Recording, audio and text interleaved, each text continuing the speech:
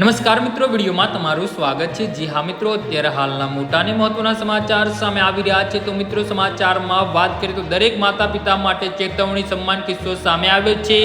અમદાવાદમાં રમતમાં થયેલી નાની ભૂલ 3 વર્ષના બાળકનું આખું જીવન બદલાઈ ગયું। સાબુ બનાવવાના કેમિકલનો એક ઘૂંટડો પી જવાથી બાળકની અન્નનળી બગડી ગઈ હતી, પરંતુ અમદાવાદ સિવિલ હોસ્પિટલના પીડિયાટ્રિક સર્જરી વિભાગના ડોક્ટરે ખૂબ જ જટિલ ગ્રેસ્ટિક પુલ અપ સર્જરી કરીને બાળકને નવું જીવન આપ્યું છે।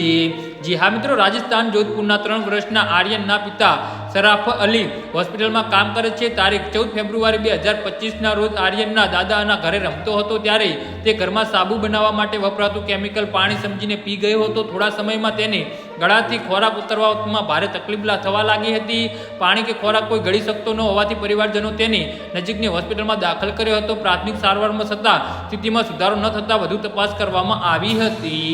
જી હા મિત્રો, તો આના વિશે તમારું શું કહેવું છે તો નીચે અમારી કમેન્ટ બોક્સમાં જરૂરથી જણાવજો અને અમારી યુટ્યુબ ચેનલને સબસ્ક્રાઇબ કરવાની ભૂલતા નહીં। ધન્યવાદ।